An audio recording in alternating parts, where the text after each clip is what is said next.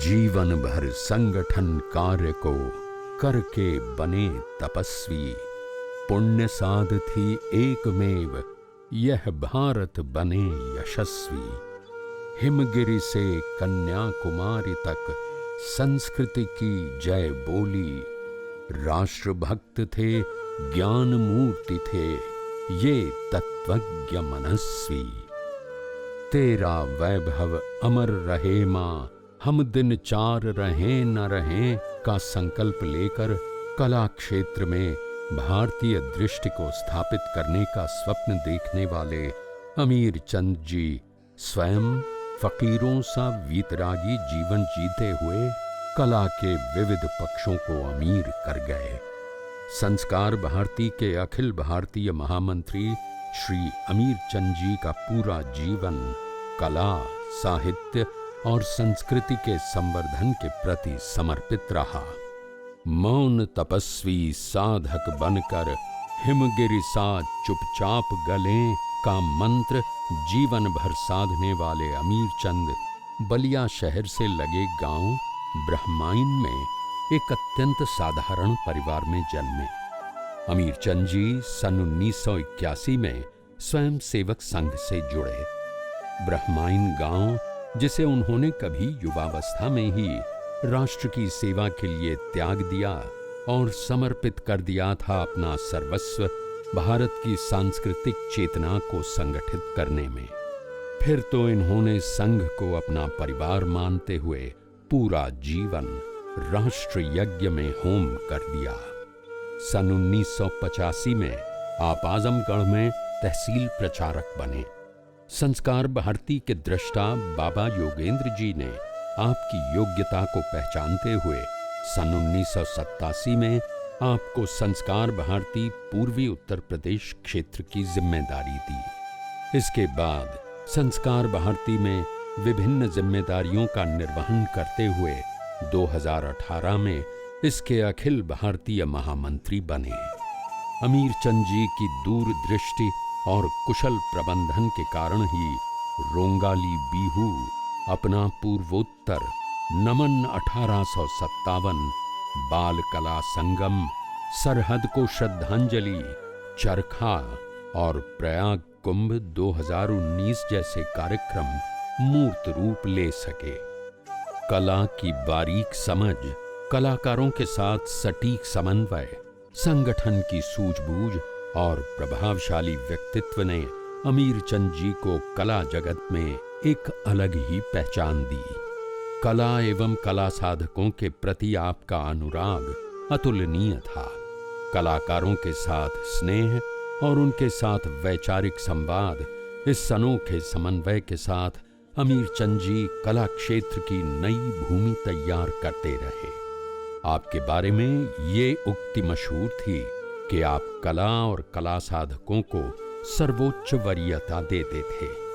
देश भर के छोटे बड़े कलाकारों से आपका सीधा संपर्क था। राष्ट्रीय पुरस्कारों से सम्मानित कलाकार हो या किसी गांव से जुड़ा कोई लोक कलाकार, आपकी आत्मीयता दोनों के लिए बराबर थी। अपनी जिंदा दिली, हंसमुख स्वभाव व पटुता से आप विकट से विकट समस्याओं के समाधान के लिए अपने मौखिक ब्लॉग मेरा गांव मेरा देश से ऐसे ऐसे किस्से निकालते कि समस्याएं बौनी लगने लगती। निश्चल शिशु जैसा भोलापन, युवाओं जैसा उत्साह, सबको जोड़ने का अपूर्व कौशल, देश भर के कलाकारों से व्यक्तिगत संपर्क, नित नवीन योजना निर्माण की अभूतपूर्व दृष्टि। उनका दृढ़ विश्वास था कि भारत की कलाएं भारत की आत्मा हैं। भारतीय चेतना को कलाओं ने अब तक सुरक्षित रखा है। भारत की भूमि से जितने भी मत विकसित हुए उसमें आपस में कोई कॉन्फ्लिक्ट नहीं है, क्योंकि हम एक माँ की संतान है। दूसरी बात की बुद्धिस्ट मोनिस्ट्री है, सबसे बड़ी इसकी विशेषता है कि अध्यात्म के साथ साथ यहाँ एक एजुकेशन भी है, रिचुअल और कल्चरल एजुकेशन। और इसी कारण आज तक ये प्रिजर्व है। लेकिन तीसरी बात ये है कि जो बुद्धिस्ट मॉन्क हैं उन्होंने बहुत इसमें साधना की है। लेकिन चौथी बात एक और है, भगवान बुद्ध ने अपने जो विचार प्रसारित किए होंगे, आज वो यहाँ तक आ गया है कई हजारों वर्षों के बाद भी, ये बहुत बड़ी उपलब्धि है।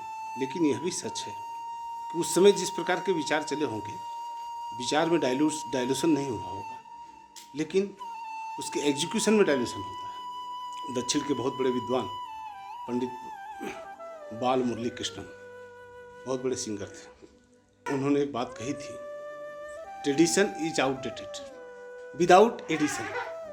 हम ट्रेडिशन को तभी आगे बढ़ा सकते हैं जब हम अपनी पीढ़ी अपनी साधना से उसमें कुछ ऐड कर सकें, और हर मंक अपनी साधना से कुछ ना कुछ उसमें क्रिएट करता है, ऐड करता है, तभी हम उसको कमिंग जनरेशन में हम दे पाते हैं।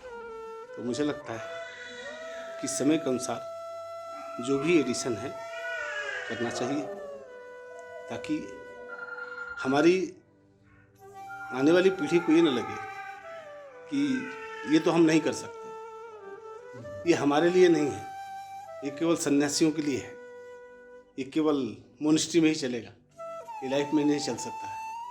तो उसके लिए भी इस पर काम होना चाहिए। परफॉर्मिंग आर्ट एक बहुत बड़ा मीडियम है। सुजाता के खीर को अगर पेंटर ने ना पेंट किया होता, आर्टिस्टों ने परफॉर्म ना किया होता, तो सुजाता की खीर को कौन जानता। और सबसे ज़्यादा फेमस है क्योंकि थ्रू आर्ट आया है, कि थ्रू आर्ट एंड कल्चर करेंगे तो अच्छा रहेगा।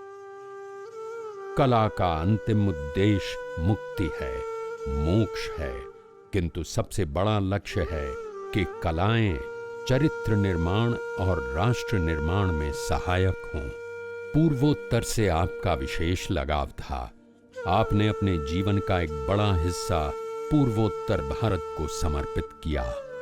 साधयति संस्कार भारती भारते नवजीवनम् मधुर मंजुल राष्ट्र भरितम् हृदय तंत्री मंत्रितम् वादयति संगीतकम् वसुधैव भावन पोषकम् साधयति संस्कार भारती भारते नवजीवनम्। दक्षा ध्वज प्रणाम, 1 2 3 प्रार्थना। नमस्ते सदा वत्सले मातृभूमे, नमस्ते सदा वत्सले मातृभूमे, या हिंदू भूमे सुखं वर्धितोऽहम्, या हिंदू भूमे सुखं वर्धितोऽहम्, महामंगले पुण्यभूमे त्वदर्थे, महामंगले पुण्यभूमे त्वदर्थे, पतत्वेशकायो नमस्ते नमस्ते। अमीरचंद जी स्वयं सेवक संघ की यज्ञशाला में तपकर निकले हुए होम थे, जो आहुत हो गए देश के लिए उसी पूर्वोत्तर की गोद में, जहां उन्होंने कई वर्ष अथक कार्य किया था, जहां उनके प्राण बसते थे। बिना सेवा कराए, सेवा करते हुए ही प्रभुधाम को चले गए, मानो कह रहे हों, ये देश मेरा, धरा मेरी, गगन मेरा, इसके लिए बलिदान हो प्रत्येक कण मेरा, प्रत्येक क्षण मेरा। मैं जागता जिस पर उषा की चूम कर किरणें, हो उस धरा की गोद में अंतिम शयन मेरा।